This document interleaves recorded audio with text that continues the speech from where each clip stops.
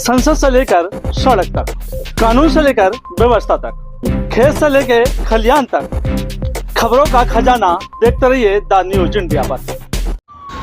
पहलगांव हिंसा में भारतीय 27 लोगों की जान गई, जिसमें पूरे भारत में दुख जताया। बता दें कि सभी संगठन अब एक एक करके पाकिस्तान के खिलाफ खड़ा हो रहा है और सरकार से भी गुहार लगाई है कि जल्द से जल्द हमारे 27 लोगों की जान का बदला लिया जाए।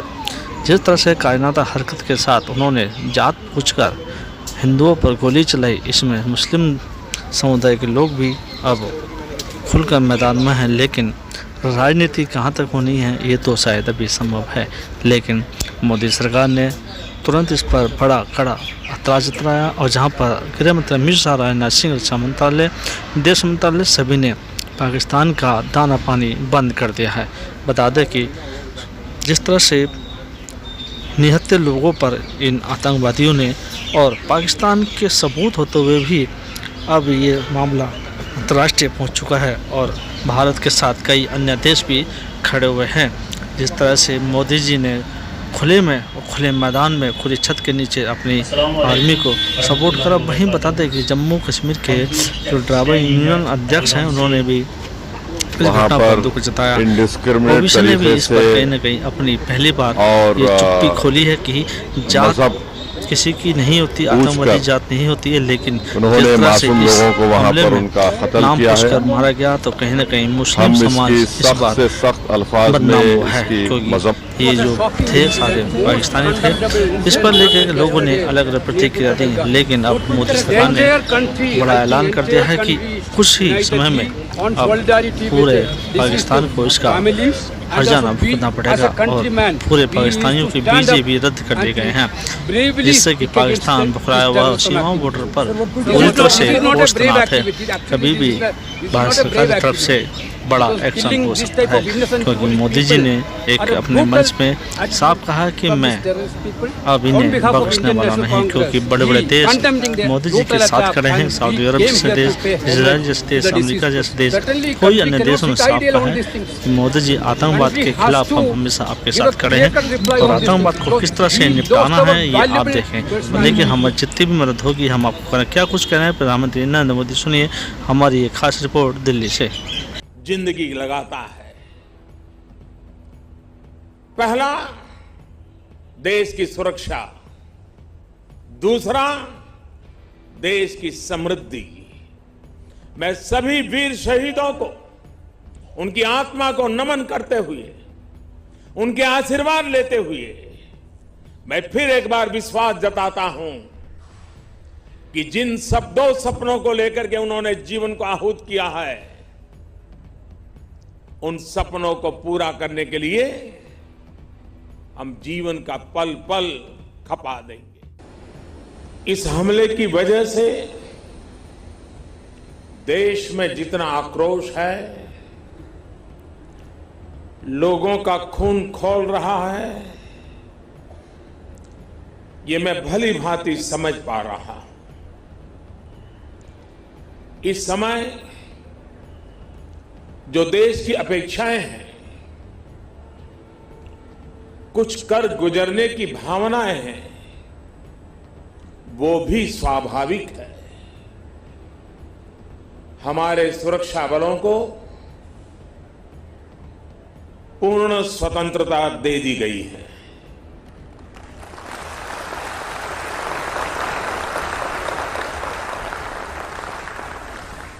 हमें अपने सैनिकों के शौर्य पर, उनकी बहादुरी पर पूरा भरोसा है। मुझे पूरा भरोसा है कि देशभक्ति के रंग में रंगे लोग सही जानकारियां भी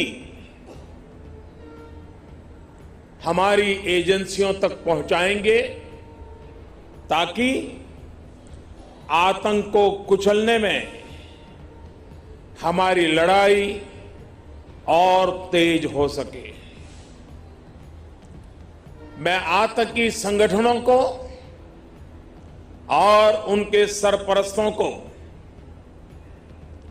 कहना चाहता हूं कि वे बहुत बड़ी गलती कर चुके हैं। बहुत बड़ी कीमत उनको चुकानी पड़ेगी।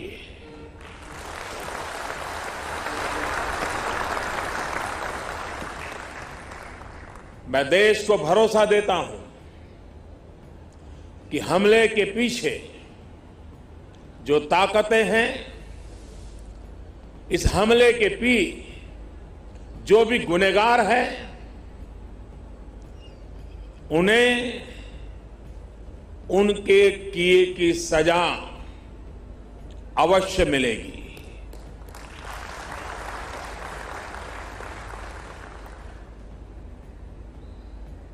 जो हमारी आलोचना कर रहे हैं, उनकी भावनाओं का भी मैं आदर करता हूं। उनकी भावनाओं को मैं भी समझ पाता हूं और आलोचना करने का उनका पूरा अधिकार भी है।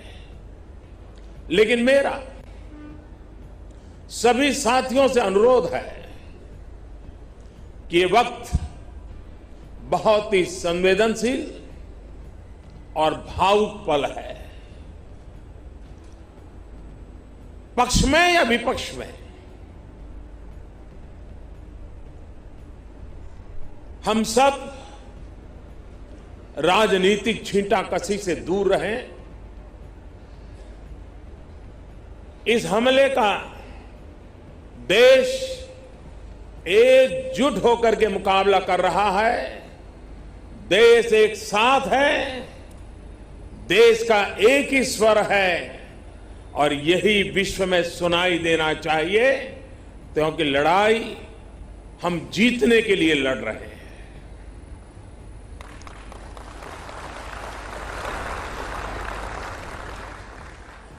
पूरे विश्व में अलग थलग पड़ चुका हमारा पड़ोसी देश